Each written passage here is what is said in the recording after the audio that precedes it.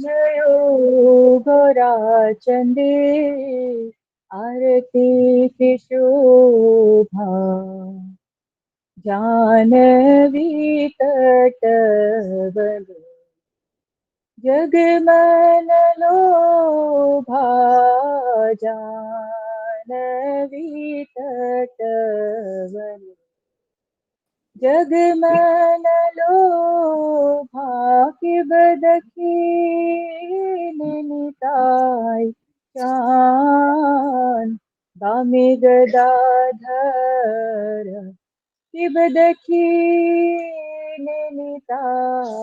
चान दामि गदाधर निकटे अद्वैत श्रीनि वास छत्रधार निकटे अद्वैत श्रीनि वास छत्रधार कि बबुशी आछे गौरा चंदे रत्न सिंहासन कि बबुशी आछे गौरा चंदे रत्न सिंहासनी आरती कौरेन ब्रह्मा आदिदेव गाने आरती कौरेन ब्रह्मा आदिदेव गाने किब नर हरि आदि करी चामर ढुलाय किब नर हरि आदि करी चामर ढुलाय संजय मुकुंद वासी घोषयादि गाय संजय मुकुंद वासी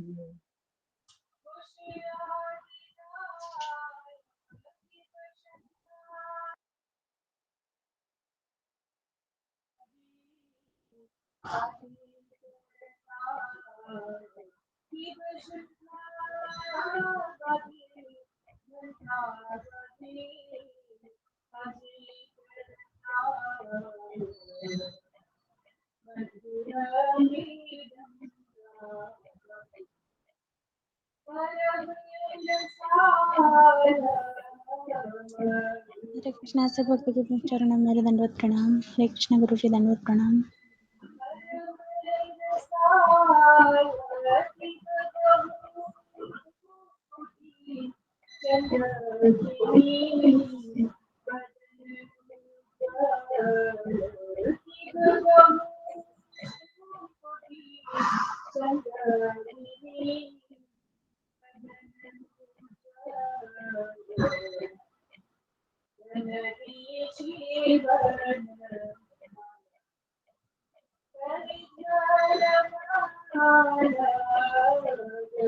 हरे कृष्णा। सारे भक्तों सारे वैष्णवों को मेरा दंडवत प्रणाम। सारे प्रभु सारी माता जी को मेरा दंडवत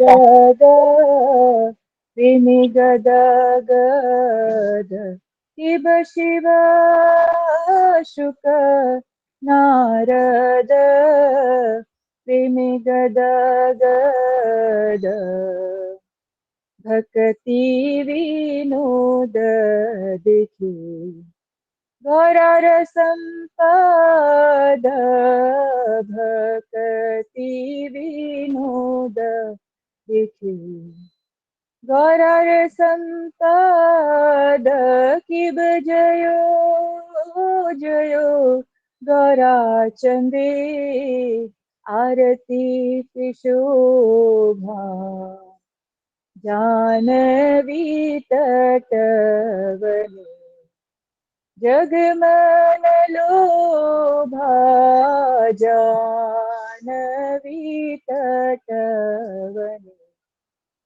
जगमन लोभा गौरंगी आरती शोभा जग जन मन लोभा गौरंगी आरती शोभा जग जन मन लोभा गौर निताय गौर निताय गौर निताय जय गौर निताय जय जय प्रभुपाद प्रभुपाद प्रभुपाद प्रभुपाद जय जय गुरुदेव गुरुदेव गुरुदेव जय जय गुरुदेव निताय गौर हरि बोल हरि बोल हरि बोल निताय गौर हरि बोल निताय गौर हरि बोल हरि बोल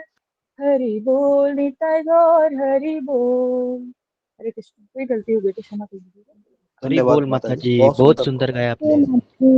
सुंदर गायन। हरे कृष्णा सभी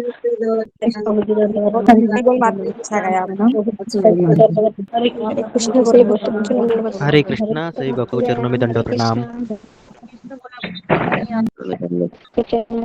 प्रणाम सभी भक्तों के चरणों में दंडवत प्रणाम। हरे कृष्णा। दंडवत प्रणाम।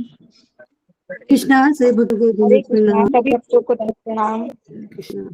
दंडवत प्रणाम सभी दंडवत प्रणाम। हरे कृष्णा से भक्तों को दंडवत प्रणाम। हरे कृष्णा। हरे कृष्णा सभी भक्तों को दंडवत प्रणाम। हरे कृष्णा। हरे कृष्णा माता जी, सभी भक्तों को दंडवत प्रणाम। हरे कृष्णा।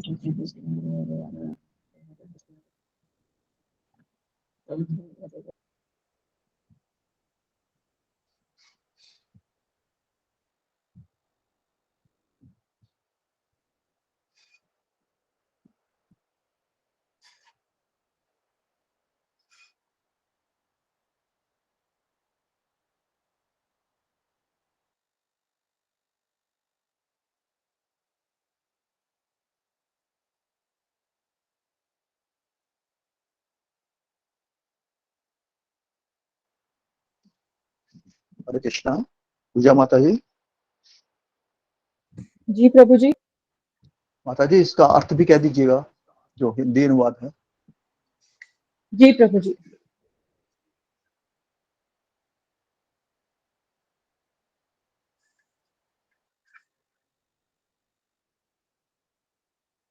अनुवाद। श्री चैतन्य महाप्रभु की सुंदर आरती की जय हो जय हो। यह गौर आरती गंगा तट पर स्थित एक कुंज में हो रही है तथा संसार के समस्त जीवों को आकर्षित कर रही है। उनकी दाहिनी ओर नित्यानंद प्रभु हैं तथा बाईं ओर श्री गदाधर हैं। चैतन्य महाप्रभु के दोनों ओर श्री अद्वैत प्रभु तथा श्रीवास प्रभु उनके मस्तक के ऊपर छत्र लिए हुए खड़े हैं। चैतन्य महाप्रभु सोने के सिंहासन पर विराजमान हैं तथा ब्रह्मा जी उनकी आरती कर रहे हैं। अन्य देवतागण भी उपस्थित हैं। चैतन्य महाप्रभु के अन्य पार्षद जैसे नरहरि आदि चंवर डुला रहे हैं तथा मुकुंद एवं वासुघोष जो कुशल गायक हैं कीर्तन कर रहे हैं। शंख करताल तथा मृदंग की मधुर ध्वनि सुनने में अत्यंत प्रिय लग रही है। चैतन्य महाप्रभु का मुखमंडल करोड़ों चंद्रमा की भांति उद्भासित हो चमक रहा है तथा उनकी वन कुसुमों की माला भी चमक रही है। महादेव श्री शुकदेव गोस्वामी तथा नारद मुनि के कंठ प्रेममय दिव्य आवेग से अवरुद्ध हैं। श्री भक्ति विनोद ठाकुर कहते हैं, तनिक चैतन्य महाप्रभु का वैभव तो देखो। हरे कृष्ण। धन्यवाद माता जी, बहुत सुंदर। माता जी बहुत सुंदर। माता जी बहुत अच्छा बताया माता जी। हरे कृष्णा। हरे कृष्णा। हरे कृष्णा। हरे कृष्णा कृष्ण कृष्ण। दंडवत प्रणाम गुरु जी। हरे कृष्णा गुरु जी। दंडवत प्रणाम। हरे कृष्णा गुरु जी दंडवत प्रणाम। कृष्णा गुरु जी दंडवत प्रणाम। सभी भक्तों को हरे कृष्णा गुरु जी दंडवत हरे कृष्णा गुरु जी प्रणाम। दंडवत सभी भक्तों हरे को कृष्णा दंडवत प्रणाम। दंडवत प्रणाम। हरे कृष्णा सभी भक्तों को दंडवत प्रणाम। सभी भक्तों को दंडवत प्रणाम। हरे कृष्ण गुरु जी दंडवत प्रणाम। हरे कृष्णा। कृष्णा हरे कृष्णा। के चरणों में दंडवत प्रणाम। हरे कृष्णा हरे कृष्णा सभी भक्तों के चरणों में दंडवत प्रणाम। हरे कृष्णा हरे प्रभु ओके। हरे कृष्णा जी। ओम अज्ञानतिमिरन्धस्य ज्ञानाञ्जनशलाकया चक्षुरुन्मीलितं येन तस्मै श्रीगुरुवे नमः। नमो विष्णुपादाय कृष्णप्रेष्ठाय भूतले श्रीमते भक्तिवेदान्त स्वामिनिति नामिने। नमस्ते सरस्वती देवी गौरवाणी प्रचारिणे निर्विशेष शून्यवादी पाश्चात्य देशतारिणे। हे कृष्ण करुणा सिंधु दीनबंधु जगतपते गोपेश गोपिकांत राधा कांत नमस्ते। तप्त कांचन गौरांगी राधे वृंदावनेश्वरी वृषभानुसुते देवी प्रणमामि हरिप्रिये। वाञ्छाकल्पतरुभ्यश्च कृपा सिन्धुभ्य एव च पतितानां पावनेभ्यो वैष्णवेभ्यो नमो नमः। जय श्री कृष्ण चैतन्य प्रभु नित्यानंद श्री अद्वैत गदाधर श्रीवासादि गौर भक्त वृंद। हरे कृष्णा कृष्ण कृष्ण हरे हरे हरे राम राम राम हरे हरे। मुखं करोति वाचालं पंगुं लंघयते गिरिं यत्कृपातमहं वन्दे श्रीगुरु दीनतारिणम्। ओके, अनाउंसमेंट कीजिए। हरे कृष्ण गुरु जी, धन्यवाद प्रणाम। गुरु जी, सबसे पहले आप अपना दांत का हाल बताइए। दांत कैसा है आपका? दर्द कैसा है? प्रणाम। हरे कृष्ण जी अभी मैं जा रहा हूँ, उसके बाद बताऊंगा। अभी क्लास के बाद डॉक्टर लग रहा है आपको दांत दर्द काफी है इस वक्त। नहीं, अभी भी रात को मैं सो नहीं पाया दांत की वजह से। जी गुरु जी अनाउंसमेंट कीजिए। तो आराम करना था गुरु जी थोड़ा सा। नहीं, मैं करूंगा, आप अनाउंसमेंट कीजिए। गुरु जी धन्यवाद प्रणाम। गुरु जी, रागिनी गुप्ता माता जी का स्वास्थ्य बहुत खराब है और काफी समय से दवा भी चल रही है। हम उनके शीघ्र स्वास्थ्य के लिए भगवान श्री कृष्ण और आपके चरणों में कृपा की याचना करते हैं। मीनाक्षी रावत माता जी की ननद को डेंगू हो गया है और वो हॉस्पिटलाइज्ड हैं और फॉर्मूला है। बच्चा छोटा है, इसलिए उनके माता जी भी सासू माँ उनके ननद के पास चली गई हैं और मीनाक्षी माता जी अकेले रह गई और उनके पास खेत का काम भी आजकल बहुत है, एग्रीकल्चर होगा। वह चाहती हैं कि श्री कृष्ण कृपा उन पर बनी रहे और वो भक्ति में निर्विघ्न लगी रहे। हम उनके माता जी के लिए और रागिनी गुप्ता माता जी के लिए और ये प्रार्थना करते हैं कि मीनाक्षी माता जी भी गुरु कृपा से भक्ति में लगी रहे। तो हम भगवान श्री कृष्ण, श्री प्रभुपाद महाराज, परम पूज्य महाराज, परम पूज्य रतनाथ स्वामी महाराज, परम पूज्य समस्त वैष्णव आचार्य, परम आदरणीय और पूज्य गुरुदेव और समस्त भक्तों के चरणों में सबको आशीष की कामना करते हैं कि इनके लिए इनको आशीष दें ताकि ये शीघ्र स्वस्थ हों। धन्यवाद। 3 बार हरे कृष्ण महामंत्र बोलते हैं सारे भक्तों के स्वास्थ्य के लिए। हरे कृष्णा हरे कृष्णा हरे कृष्णा हरे कृष्णा हरे राम हरे राम राम राम हरे कृष्णा हरे कृष्णा हरे कृष्णा हरे राम हरे राम राम राम हरे कृष्णा हरे कृष्णा हरे राम राम राम हरे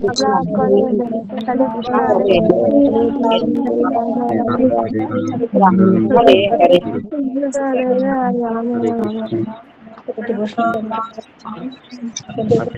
था बच्ची का।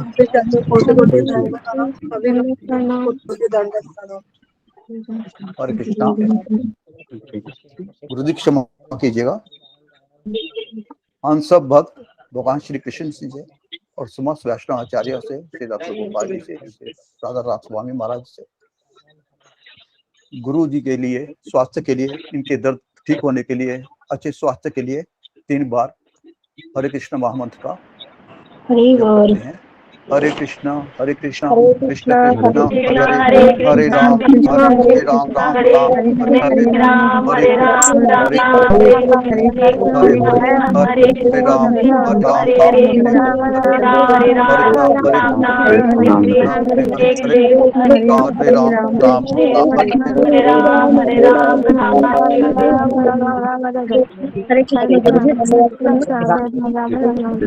धन्यवाद धन्यवाद।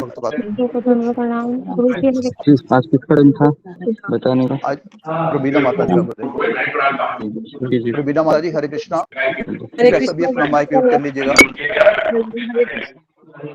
भारत भूषण जी माइक म्यूट कीजिएगा। हरे कृष्णा प्रभु जी, हरे कृष्णा गुरु जी, दंडवत प्रणाम। सभी भक्तों के चरणों में दंडवत प्रणाम। गुरु जी, आपने सबसे पहले सब भक्तों को सराहना करते हुए प्रभुपाद जी के बारे में बोलना प्रारंभ किए थे। एक बार श्रील प्रभुपाद जी ने इंडियन एयरलाइन से इंग्लैंड जाते हैं। इंग्लैंड में एक रिपोर्टर आकर प्रभुपाद जी से इंटरव्यू लेने के लिए बोले।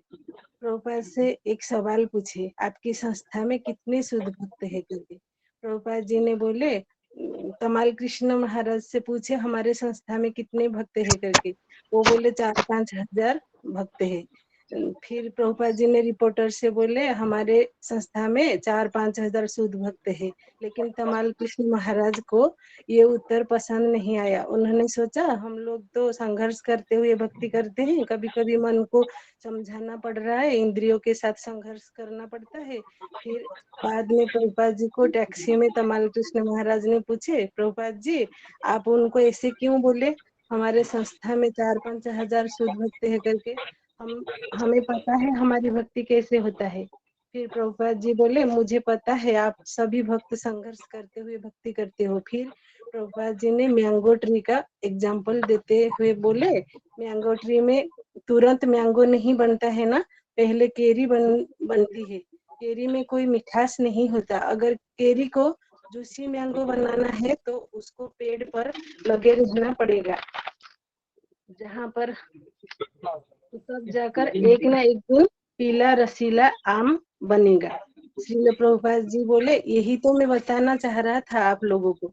आप सब भक्त केरी की तरह हो। आप इस्कन संस्था में सेवा दे रहे हैं, अपने गुरु की सेवा कर रहे हैं, रोज 16 माला का जप करते हैं, सत्संग करते हैं। ये सब पेड़ में लगे रहना जैसे होता है। आप सब इस्कन रूपी पेड़ में लगे रहिए। अगर पेड़ से गिर गए तो सड़ने लगोगे। जैसे केरी पेड़ से गिर जाता है तो सड़ के गंध आने लगता है, ऐसे ही कोई हमारे मुंह देखना भी पसंद नहीं करेगा। इसलिए हम सबको शुद्ध भक्त बनना चाहिए और इस्कन रूपी पेड़ से हमेशा जुड़े रहना चाहिए।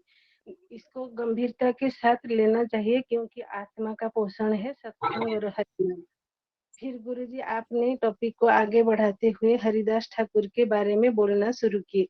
आपने बताया हरिदास ठाकुर चंद्रपुर से फुलिया गांव में आते हैं। फुलिया गांव में सब भौतिक इच्छा पूर्ति के लिए देवी देवताओं की पूजा करते थे। आपने बताया ऐसे कर्मकांड से ज्यादा बेटर है वैष्णव भोजन देना।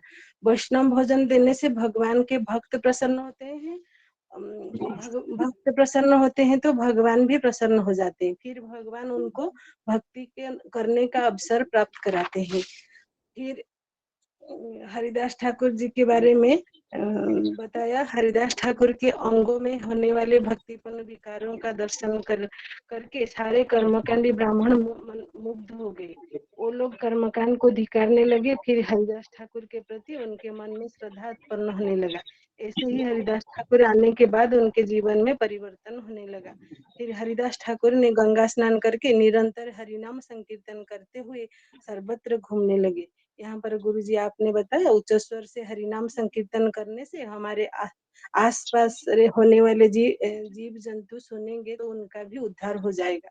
फिर आपने बताया मार्ग में संकीर्तन करते हुए हरिदास ठाकुर को काजी ने देख लेता है, उसको सहन नहीं हुआ, वो सोचा यवन कुल में जन्म लेकर हिंदुओं के भगवान का नाम ले रहा है, इसको दंड देना आवश्यक है।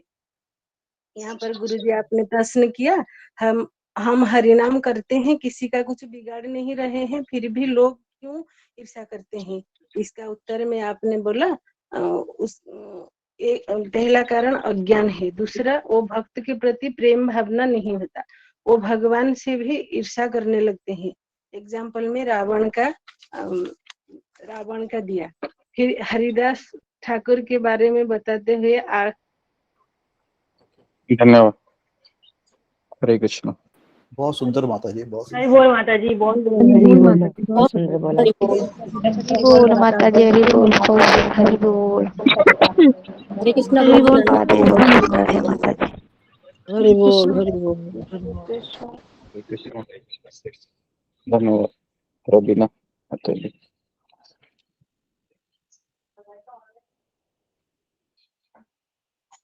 आगे बढ़ते अभी हम। तो कल हमने चर्चा की थी हरिदास ठाकुर जी के बारे में कि किस तरीके से हरिदास ठाकुर जी को जेल में लाया जाता है और जेल में भी सारे कैदी है वह हरे कृष्ण महामंत्र का गुंजारण करते हैं और हरिदास ठाकुर कहते हैं कि जिस परिस्थिति में हो आप उसी परिस्थिति में रहिए। तो जेल में सारे कैदी नाराज हो जाते हैं हरिदास ठाकुर के ऊपर। हरिदास ठाकुर फिर कहते हैं कि मेरा कहने का ये अर्थ था कि आप जिस परिस्थिति में हो उस परिस्थिति में हरिनाम को लीजिए। उसके पश्चात फिर काजी के कहने से बादशाह के सामने उनको उपस्थित किया जाता है हरिदास ठाकुर को, और हरिदास ठाकुर उनको बड़ा प्रवचन देते हैं पूरी सभा में कि कैसे ईश्वर ना हिंदू है ना मुसलमान है, ना भगवान किसी जात और पात से ताल्लुक रखता है। भगवान तो भगवान है, केवल मानव ने ही उसको अलग अलग संकल्पनाएं प्रदान की है।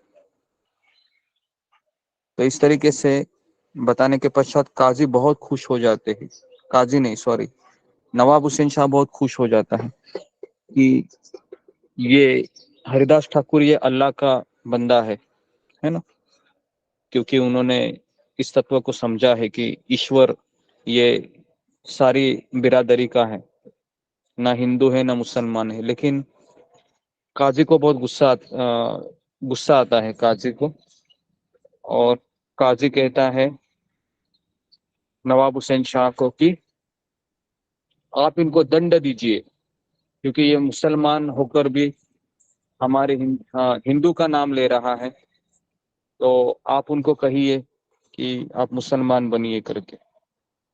तो अभी नवाब हुसैन शाह था, वह जो नवाब था वह चांद काजी का ही सुनता था। तो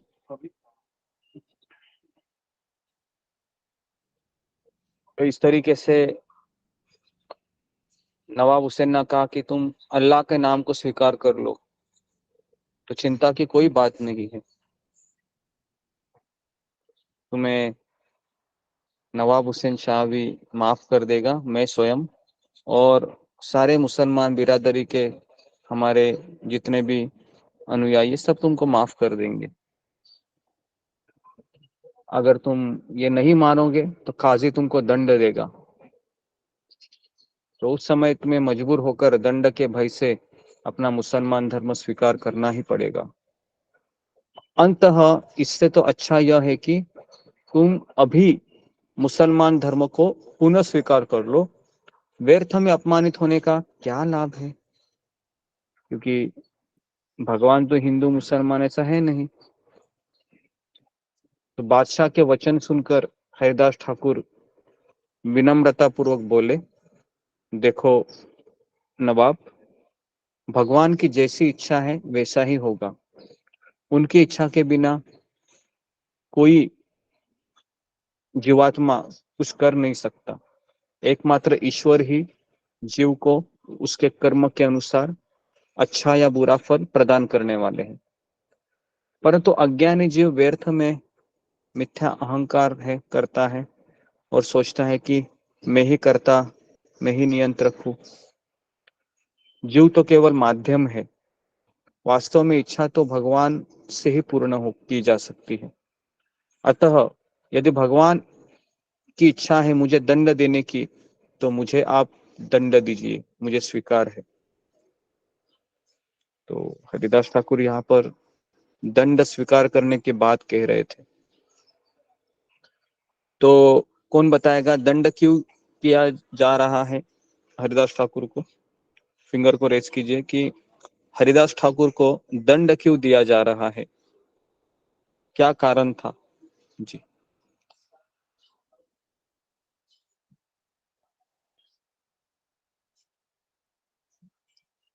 जी, साधना विश्वास। हरे कृष्ण गुरु जी, दंडवत प्रणाम। क्योंकि ये हरिदास ठाकुर थे, वो हरिनाम ले रहे थे, इसलिए उन्हें दंड दिया जा रहा था। और उनकी वजह से जो जेल में जो लोग थे, तो वो भी हरिनाम का जाप कर रहे थे, इसलिए उन्हें दंड दिया जा रहा था। Okay, next. दीप्ति सचदेवा। हरे कृष्णा गुरु जी, मेरा भी यही उत्तर है कि जो हरि नाम ले रहे थे और जेल में और बाकी लोगों को भी इसी नाम के लिए प्रेरित कर रहे थे, हरि नाम लेने के लिए।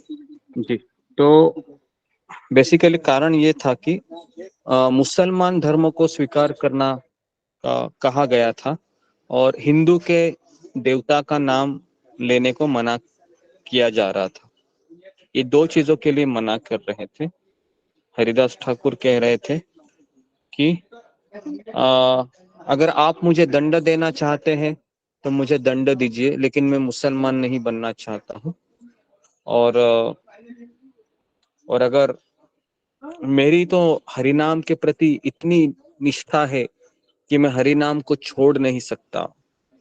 खंड खंड हय देह जाय यदि प्राण। हरिदास ठाकुर कहते हैं खंड खंड हय देह, देह मतलब शरीर। अगर मेरे शरीर के टुकड़े भी आपने किए, जाय यदि प्राण, और अगर मेरा प्राण भी चला जाता है, तबु आमी वदनेना छाड़ी हरिनाम, फिर भी हम हरिनाम को छोड़ नहीं सकते। भले ही आप मेरे शरीर के टुकड़े टुकड़े ही क्यों ना करें, चाहे आप मेरा प्राण ही क्यों ना छीन ले, परंतु मैं हरिदास अपने मुख से हरिनाम करना बंद नहीं करूंगा। सारे दरबार के सामने हरिदास ठाकुर ये घोषणा करते हैं।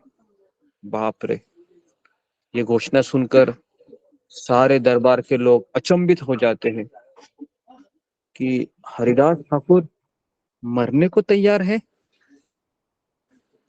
क्योंकि शरीर तो सबको प्रिय होता है। शरीर सबको प्रिय होता है और ये हरिदास मरने की बात कर रहा है। हरिनाम को छोड़ने की तो बात की जा रही है, क्यों नहीं हरिनाम छोड़ रहा है? लेकिन हरिदास ठाकुर बोल रहे हैं कि नवाब, आप मेरे करोड़ों टुकड़े क्यों ना करें, उस करोड़ों टुकड़ों में से आप एक भी टुकड़ा अगर उठाकर अपने हाथ पे रखेंगे, उस एक छोटे से मेरे शरीर के टुकड़े से भी आपको हरे कृष्ण कृष्ण कृष्ण हरे हरे, हरे राम राम राम हरे हरे, ये गूंज आपको सुनाई देगी। नवाब हुसैन शाह को तो आश्चर्य लगता है कि कैसे कोई व्यक्ति है ये हरिनाम के प्रति इतनी आस्था रख सकता है। तो हरिदास ठाकुर कहते हैं कि ये शरीर तो मुझे माता पिता से मिला है, ये जड़ शरीर है, थोड़ी ना मेरे साथ हमेशा के लिए रहने वाला है। अगर मैं हरि नाम को बंद करूंगा आपके कहने से, तो क्या मेरा शरीर का अंत नहीं होगा? अगर मैं आप सबको पूछता हूँ सत्संग में हमारे सारे भक्तों को कि अगर कोई हमको कहे कि आप हरिनाम बंद कीजिए नहीं तो मैं आपको मार डालूंगा, तो मुझे बताइए, अगर मैं हरिनाम अगर मैं बंद भी कर लूंगा मान लो, तो क्या मेरा शरीर चिरकाल हमेशा मेरे साथ रहेगा? नहीं गुरुजी, नहीं रहने वाला है। तो ये कॉमन लॉजिक है, इतना सोचने की जैसी बात ही नहीं है ना। भले हम हरिनाम ले या ना ले, शरीर तो चिरकाल खत्म होने वाला है एक दिन। और इस शरीर को देख रहा है कितना बीमारी लगता है ना, दांत है दर्द करता है ना, हमेशा फिर डेंगू मलेरिया क्या क्या नहीं होता है शरीर को। थोड़ी ना शरीर मेरे साथ रहने वाला है, एक दिन तो ये शरीर चला जाने वाला है ना। तो हरिदास ठाकुर कहते हैं कि नामी भगवान एक ही वस्तु है मेरे पास, मेरे पास एक ही धन है। आपके पास तो बहुत धन हो सकता है, लेकिन मैं तो फकीर हूँ, मैं तो एक सन्यासी हूँ, मेरे पास कोई धन नहीं है, मेरे पास एक ही धन है हरि नाम। और आप उसको छोड़ने के लिए कह रहे हैं मुझे, मैं नहीं छोड़ सकता इसे। तो फिर बादशाह इतना गुस्से में आता है, कहते हैं कि अगर हरिदास ठाकुर बादशाह ने काजी से पूछा फिर कि अब बोलो इसको क्या क्या करना चाहिए, ये तो हरिनाम को छोड़ने को तैयार नहीं है। तो अभी बादशाह और काजी है, दोनों चर्चा कर रहे हैं, क्योंकि हरिदास ठाकुर ने बोल दिया कि मैं तो नहीं छोड़ने वाला हूँ भाई, आप कुछ भी कीजिए, मेरे पास तो यही है, मैं हरिनाम छोड़ दूंगा भिखारी हो जाऊंगा, मैं मुझे भिखारी नहीं होना है। तो इस तरीके से फिर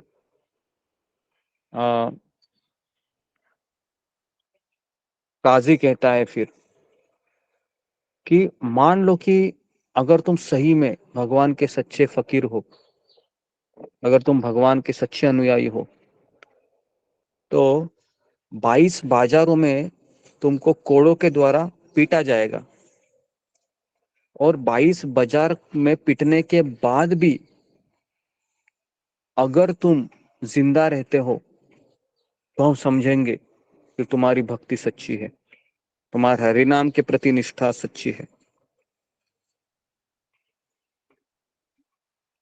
तो फिर दरबार में ऐलान हुआ, हरिदास ठाकुर खड़े थे और उन सिपाहियों को बुला कहा कि इनको 22 बाजार में कोड़ों के द्वारा पीटने की सजा दी जाती है। और आपको पता है ये सबसे बड़ी सजा थी, जब भी किसी को सजा दी जाती है तो वह व्यक्ति 1 या 2 बाजार में ही दम तोड़ देता था, 2 बाजार में ही वो मर जाता था। तो 22 बाजार तक सारे लोग सोचने लगे कि हरिदास जिंदा नहीं रहेगा, हरिदास मर जाएगा। तो 22 बाजारों में मारने की सजा सुनाई दी गई। क्या दोष था हरिदास का, बताइए? क्या हरिदास ने किसी को उल्टा बोला था? क्या हरिदास ने किसी को गाली दी थी? क्या हरिदास ठाकुर ने किसी को पीड़ा पहुंचाई थी? नहीं, हरिदास ठाकुर की केवल एक ही गलती थी। क्या वो गलती थी? कि वह हरिनाम छोड़ना नहीं चाह रहा था। नाम छोड़ना नहीं चाहते। तो देखिए, तो आप बोलोगे कि हरिनाम लेने वाले का कोई शत्रु नहीं होता है, मैं तो कहता हूँ हरिनाम लेने वाले का पूरी दुनिया शत्रु हो जाती है। पूरी दुनिया शत्रु हो जाती है, क्योंकि वह किसी के काम में ही नहीं आता है ना। फिर वो तो भगवान के नाम का जप करते रहता है, किसी की पीठ खुजा नहीं सकता वो, है ना, किसी का इंद्रिय तृप्ति में वह सहायक नहीं बन सकता। तो ऐसे लोगों को लोग टॉर्चर करने लगते हैं फिर, हरिदास ठाकुर बेचारा, कोई नहीं था उनके साथ, कोई नहीं था, बस केवल हरिनाम किया करते थे। तो अभी देखिए आगे क्या होता है। तो 22 बाजार में मारने की सजा सुनाई दी गई और प्रहरियों को बुलाया गया और काजी ने प्रहरियों को गुस्से से देखा और तर्जन गर्जन करते हुए कहा, इसे 22 बाजारों में घुमाते घुमाते कोड़े से इतना मारना है, इतना मारना है, इतना मारना है कि इसके प्राण निकल जाए। अगर इसके प्राण नहीं निकल गए तो मैं काजी तुम्हारे प्राण ले लूंगा। सोचिए अभी क्या करेगा वो प्रहरिया। वो तो भी थर थर कांपने लगा कि हरिदास को तो मारना ही पड़ेगा मुझे, अगर ये मरेगा नहीं तो ये काजी हमें मार देगा। तो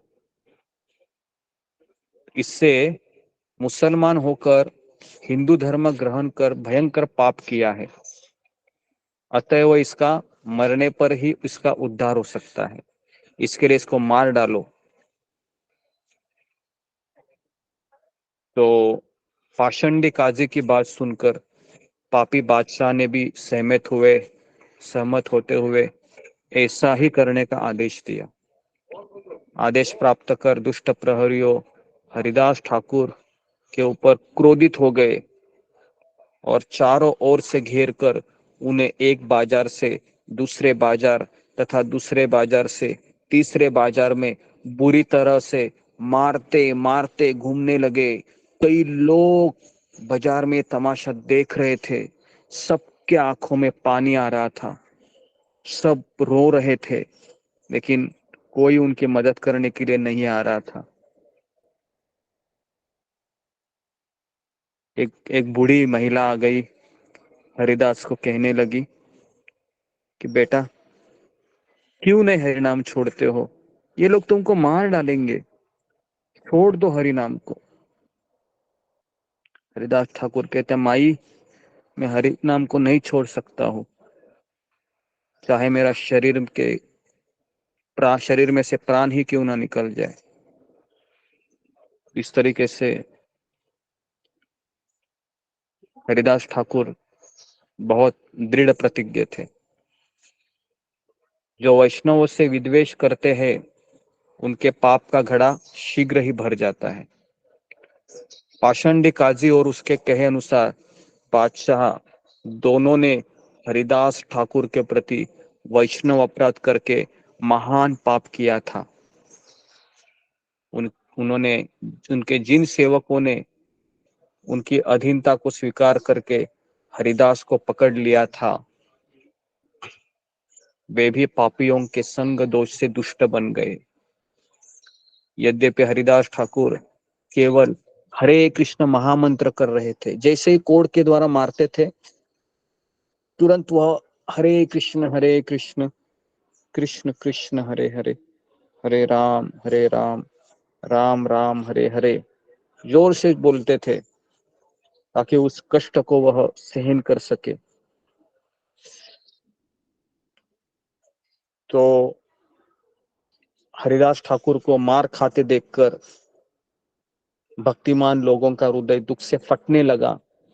रोते रोते कोई कहने लगा, अवश्य ही थोड़े समय में इस राज्य का सर्वनाश होगा, क्योंकि जिस गांव में एक शुद्ध वैष्णव का निंदा होता है, पीड़ा दी जाती है, वो घर वो गांव नष्ट हो जाता है।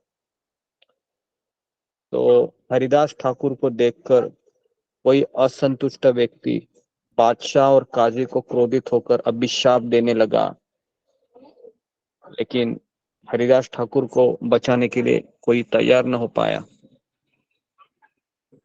सब लोग भगवान से रोते रोते कहने लगे, भाइयों, भगवान से प्रार्थना करने लगे। उन जल्लादों को कहने लगे, भाइयों आप लोग इन्हें धीरे धीरे मारो, बदले में हम आप लोगों को बहुत सा धन प्रदान करेंगे। लेकिन काजी ने क्या कहा था जल्लादों को कि अगर तुम इन्हें नहीं मारोगे तो मैं तुमको मार डालूंगा। तो जोर से पीट रहे थे, परंतु इतना सुनने पर भी उनमें कोई भी हृदय पिघल नहीं रहा था।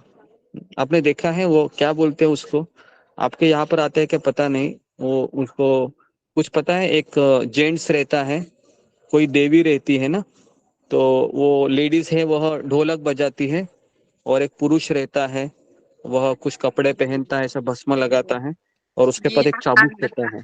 क्या बोलते हैं? हाँ हाँ जी गुरुजी, वो स्वयं को मारता है कोड़े से। हाँ हाँ, ऐसे कोड़े से मारता है। हाँ, जोर से आवाज आता है ना, फटाक करके ऐसे कोड़े से।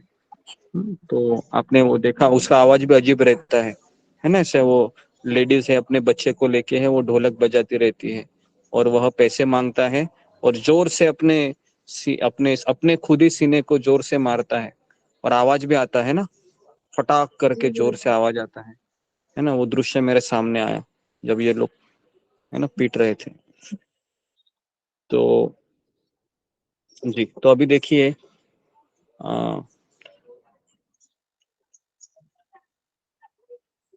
तो ये जल्लाद है वो जोर जोर से पीटने लगे, और कृष्ण की कृपा से हरिदास ठाकुर को लेश मात्र भी कष्ट नहीं हो रहा था।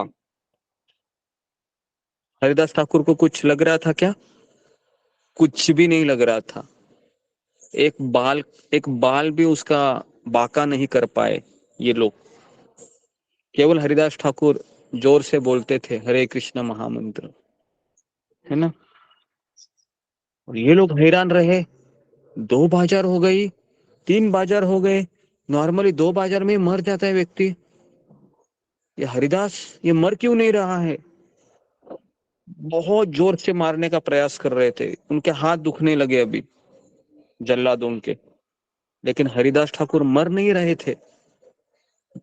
आश्चर्य लग रहा था उनको।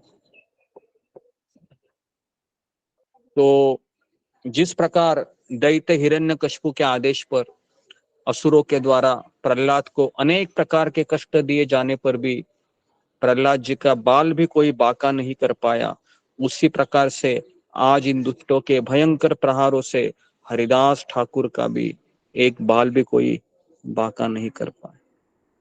तो इस तरीके से महाभागवतों में ऐसी सहिष्णुता स्वाभाविक होती है। तो अभी हरिदास ठाकुर है, ये भगवान से प्रार्थना करते हैं, ये भयंकर कष्ट स्वयं नष्ट हो जाते हैं, तब फिर वे कष्ट हरिदास ठाकुर जो प्रहरिया थे, तो देखिए अभी ये जो प्रहरी थे ये जोर से उनको मार रहे थे, तो आप और मैं अगर उनकी जगह होता था, हरिदास ठाकुर की जगह, तो हम क्या बोलते थे? मेरा भी समय आएगा तब मैं दिखाऊंगा, बोलते थे कि नहीं ऐसे? घर में ऐसा होता है कि मुझे अगर मार पड़ रही है ना, अभी मुझे मारो, लेकिन मेरा जब समय आएगा ना, छोड़ूंगा नहीं तेरे को। तो यह हमारा एटीट्यूड होता है हमेशा। लेकिन यहाँ पर आप देखो, हरिदास ठाकुर उन जल्लादों को कुछ नहीं बोल रहे थे, वो मार रहे थे, पीट रहे थे, कुछ नहीं बोल रहे थे। फिर जब 22 बाजार आता है, तो 22 बाजार के समय इनके हाथ है वह इनके हाथ में कोई शक्ति नहीं रहती है, थक जाते हैं वो, और उनको पता है अभी हरिदास ठाकुर तो मरा नहीं है, अभी हमारा मरना निश्चित है। और हरिदास ठाकुर के पैरों में गिर जाते हैं वो दोनों जल्लाद, और पता है क्या कहते हैं? हे हरिदास, आप अल्लाह के नेक बंदे हो, हमें समझ में आया है।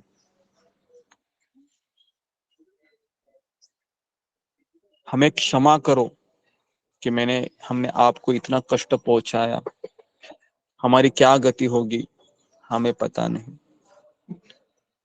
तो हरिदास ठाकुर से वो प्रार्थना करने लगे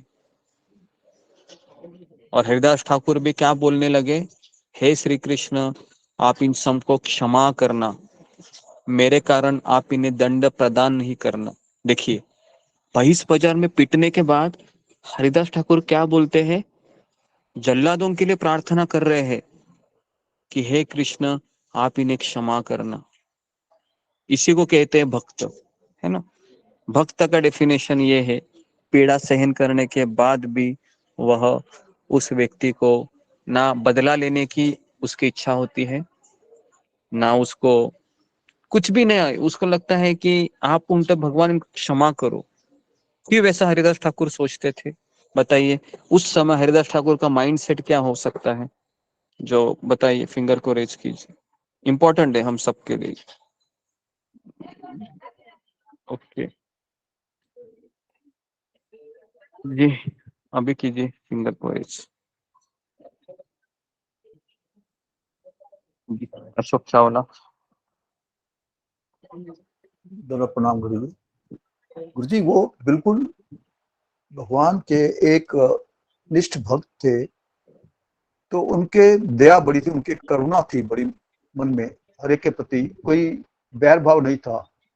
जैसे कहते हैं ना गीता में, जो समभाव होता है, ना उसको दुख सताता है ना सुख सताता है, ना दुख से हर चीज दुखी होता है ना सुख से वो होता है। तो वो समभाव थे, तो दूसरे के प्रति उनके बदला लेने की भावना नहीं थी, उनके मन में दया थी, और उन्हें पता था जो कुछ हो रहा है प्रभु की इच्छा से हो रहा है। तो इसलिए उन्होंने भगवान से प्रार्थना की, इन्हें क्षमा कर दे, ये नहीं जानते हैं क्या कर रहे हैं।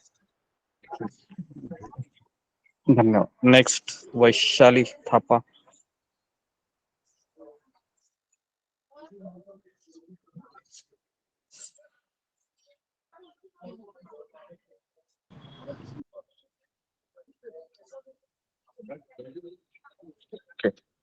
नेक्स्ट विकास निगम।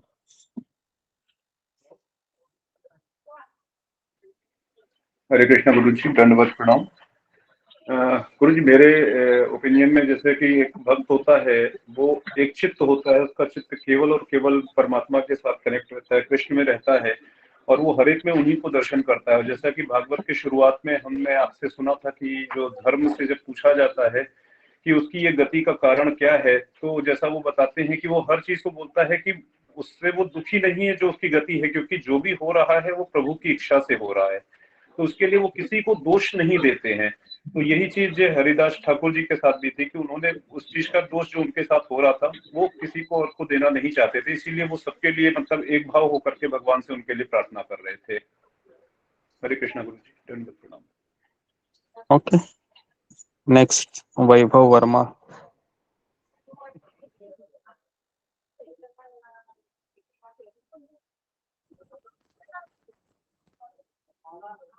नेक्स्ट तितली मिश्रा।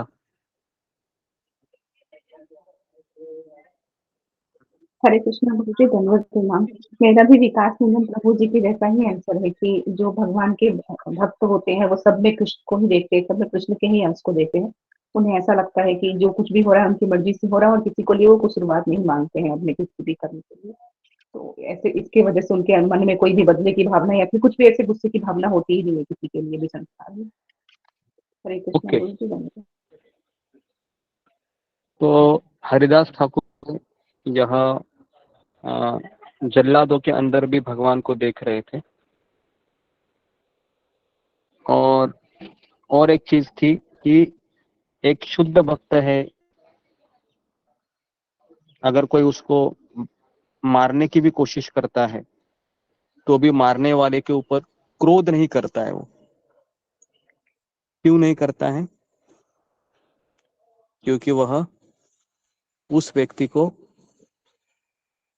इसलिए नहीं दोष देता है क्योंकि वह एक माध्यम है या इंस्ट्रूमेंट है।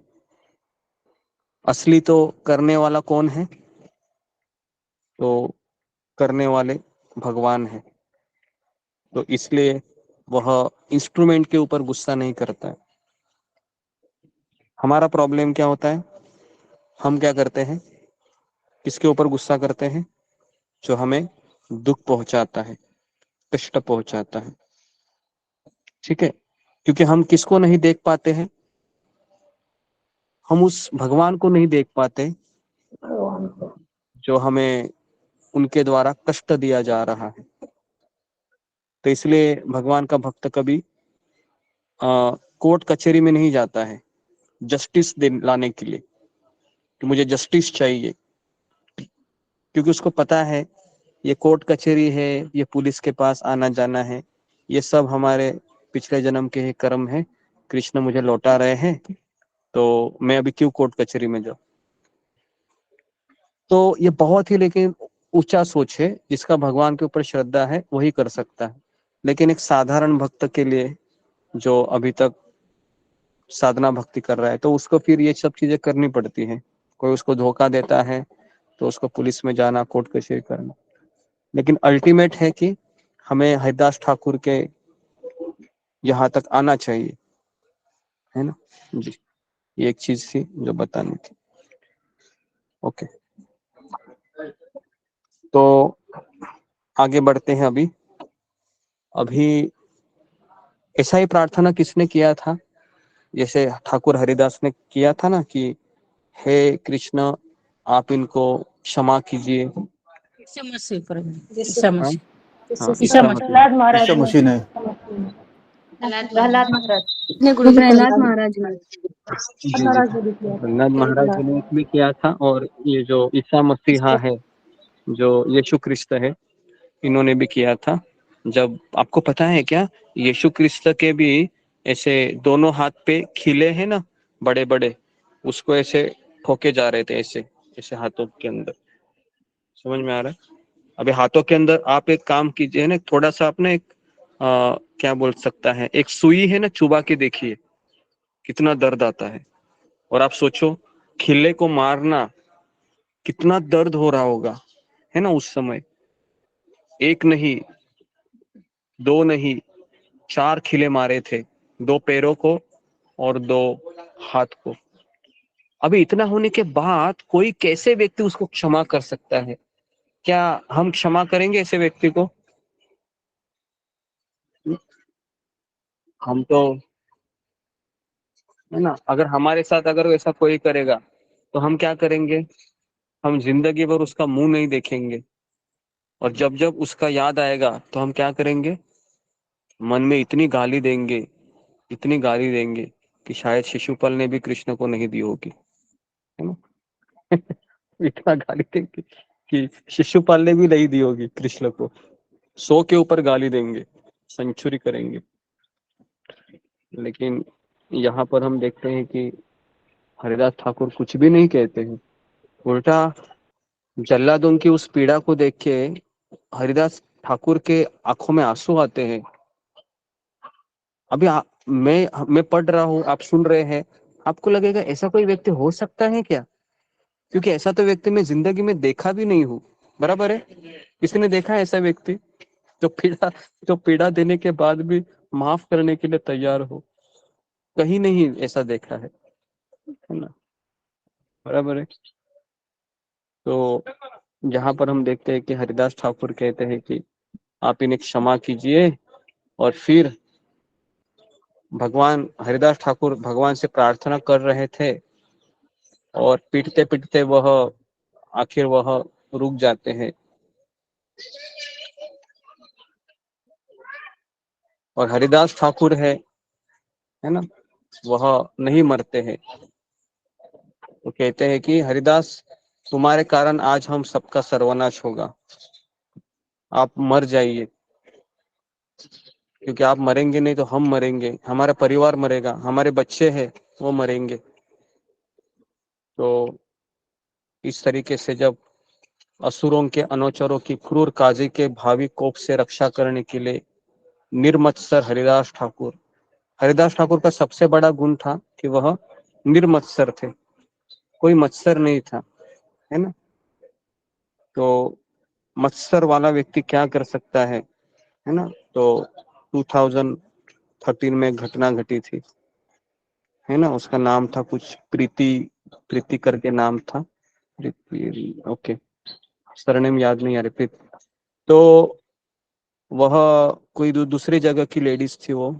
तो उसके ऊपर कोई व्यक्ति, उसका ही पड़ोसी प्रेम करता था, लेकिन वो मानी नहीं।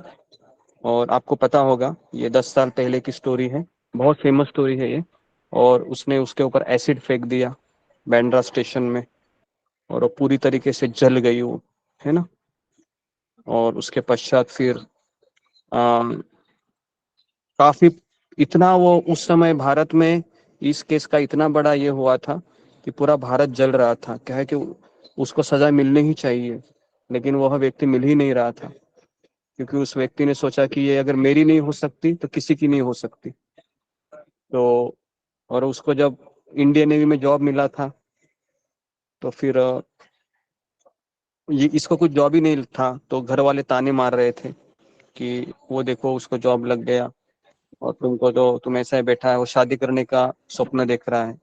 तो उसको उतना मत्सर आ गया उसके ऊपर, इतना मत्सर आ गया, इतनी ईर्ष्या हो गई कि उसने उसके ऊपर एसिड फेंक दिया। और एसिड फेंकने के कारण इतनी पूरी तरीके से जल गई। 2 महीना उसने फाइट किया हॉस्पिटल में, लेकिन वो मर गई। और जब उस व्यक्ति को पकड़ा भी 2 महीने के बाद, क्योंकि पुलिस वालों को कुछ प्रूफ ही नहीं मिल रहा था। तो फिर जब पूछताछ करने के बाद पता चला कि ये पड़ोसी था, वो उससे काफी एक तरफी प्रेम कर रहा था। तो पुलिस ने देखा और उससे पूछताछ करने पर पता चला कि इसका भी हाथ जल गया है। तो फिर पुलिस को पता चला कि हाँ, ये हो सकता है, क्योंकि एसिड फेंकते समय उसका भी हाथ थोड़ा सा जल गया था।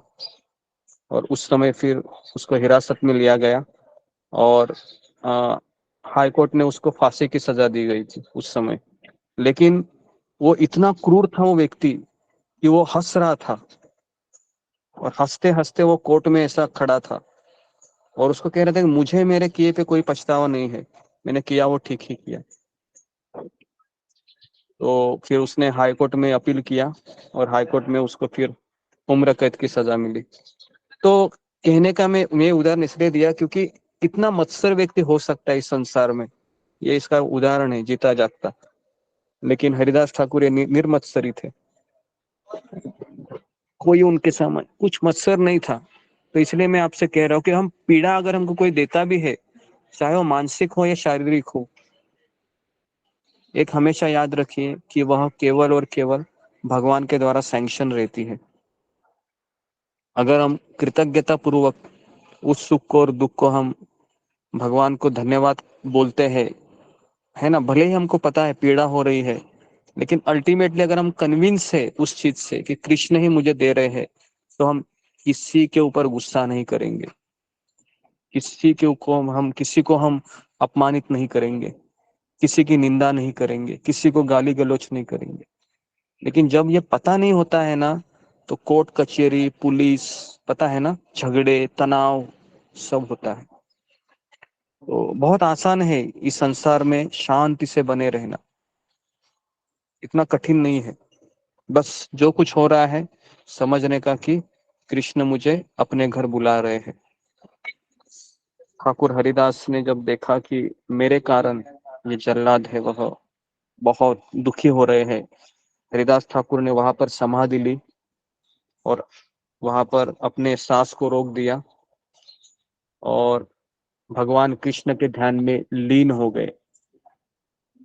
और आधा घंटा हो गया, आधे घंटे के बाद तुरंत हरिदास ठाकुर का जो शरीर है वह जमीन के ऊपर गिर गया। और फिर सारे जल्लाद है, दोनों दोनों जल्लाद थे, उछल उछल कर नाचने लगे, हरिदास मर गया, हरिदास मर गया, हरिदास मर गया, हरिदास ठाकुर मर गया, हरिदास ठाकुर मर गया। सारे गांव वाले बहुत रोने लगे, लेकिन ये दोनों जल्लाद एक दूसरे को ताली बजाने लगे कि अभी हम बचाएंगे, अभी काजी हमें नहीं मारेगा। तो ठाकुर तो इस तरीके से काजी को जब पता चला कि हरिदास ठाकुर मर गया है, तो यदि उसे समाधि देंगे तो इसकी अच्छी गति होगी। अनेक जन्मों के सौभाग्य से इसने मुसलमान कुल में जन्म लिया होगा और अभी हिंदू धर्म को ग्रहण करके बहुत गलत काम किया था। उसके लिए इसको हिंदुओं की तरह जलाएंगे भी नहीं और मुसलमानों की तरह दफनाएंगे भी नहीं। तो क्या करेंगे, इसको गंगा में फेंक देंगे, तो मछली सब इसको खा लेंगे और यही इसकी गति होगी। तो अभी काजी के कहने पर जल्लादों ने उसको उठा लिया और ऊंचाई से उसने गंगा के नदी में फेंक दिया। और इस तरीके से हरिदास ठाकुर को जब फेंक दिया गया तो चारों ओर से जितने भी लोग थे वह रोने लगे, चिल्लाने लगे कि ये क्या हुआ हरिदास ठाकुर को। तो इस तरीके से फिर अगले ही दिन 2 दिन के पश्चात ही वापस ठाकुर हरिदास जीवित होकर उसी गांव में आ जाते हैं। और आने के बाद वो क्या करते हैं ये हम कल देखेंगे। तो कैसे जीवित हुए, है ना? क्या भगवान का भक्त कभी मर सकता है? ही नहीं, असंभव। क्योंकि भगवान स्वयं गीता में कहते हैं क्षिप्रम भवति धर्मात्मा शाश्वत शांति न गच्छति कौन्तेह प्रतिजानीहि न मे भक्त्या प्रणश्यति। मेरे भक्त का कभी विनाश नहीं होता है। तो हरिदास ठाकुर बच गए और हरिदास ठाकुर केवल समाधि में चले गए थे और समाधि में उनकी सांस रुक गई थी और दोबारा उनको जन्म मिला और उसी गंगा के सागर से वह बाहर निकले। कुछ लोगों ने सोचा कि हरिदास ठाकुर को तो फेंका गया था, तो कुछ समय के लिए लोगों को आश्चर्य हुआ। खेत में से लोग जा रहे थे, सोचा कि हरिदास कोई भूत तो नहीं आ गया अचानक, क्योंकि सबने उधर देखा था ठाकुर हरिदास मर गए थे। तो फिर हरिदास ठाकुर के पास आए और उसके बॉडी को चेक करने लगे, ऐसे कहा कि नहीं, वास्तव में हरिदास जीवित है। तो इस तरीके से पूरे गांव में ये समाचार बीमारी की तरफ फैल गया। पूरे गांव में हर एक व्यक्ति बहुत संतुष्ट हो गए। जब चांद काजी को पता चला, चांद वो काजी को, तो उसको तो आश्चर्य नहीं हुआ, ये कैसे हो सकता है, असंभव है। लेकिन उसके बाद जो हुआ काजी के साथ, ये सुनने लायक है। उसके बाद जो हुआ बादशाह के साथ, वो भी सुनने लायक है। तो ये हम कल देखेंगे। तो यहाँ पर मैं रुकता हूँ। ओके, तो ये स्टोरी है, स्टोरी हमेशा याद रखिए, क्योंकि ये स्टोरी हम सबके लिए प्रेरणादायक है। किसी भी परिस्थिति में हमको हरिनाम नहीं छोड़ना है, हरिनाम लेते रहना है, चाहे हमारे शरीर से प्राण ही क्यों ना निकल जाए, लेकिन किसी भी अवस्था में हमको हरिनाम से लगे रहना है। ठीक है, तो यहाँ पर मैं रुकता हूँ, कोई प्रश्न नहीं लेना चाहता हूँ मैं। तो आप सबका बहुत बहुत धन्यवाद। हरे कृष्णा हरे कृष्णा। हरे कृष्णा गुरु जी, हरे कृष्णा, हरे हरे, हरे राम, हरे कृष्णा गुरु जी, दंडवत प्रणाम, जैनों भक्तों को दंडवत प्रणाम, हरे गुरु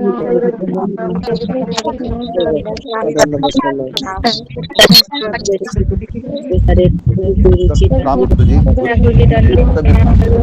कृष्णा गुरु जी दंडवत प्रणाम, हरे कृष्णा दंडवत प्रणाम, नाम हरे प्रणाम, उसी के चरणों में हरे कृष्णा माता जी को दंडवत प्रणाम, माता जी को दंडवत प्रणाम। हरे कृष्णा सब भक्तों को दंडवत प्रणाम। हरे कृष्ण। दंडवत प्रणाम। शिवानी माता जी को दंडवत प्रणाम। एकता माता जी को दंडवत प्रणाम। सुजाता माता जी को दंडवत प्रणाम।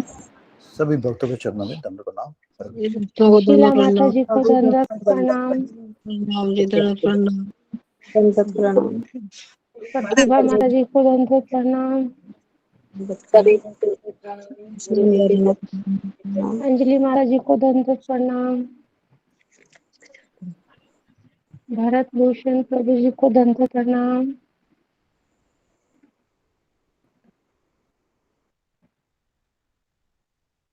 रागिनी माता जी को दंडवत प्रणाम। नित्यानंद प्रभु जी को दंडवत प्रणाम।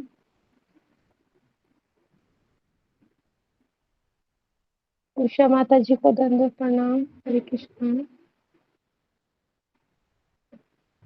हरे कृष्णा। सभी भक्त जनों को मेरा दंडवत प्रणाम।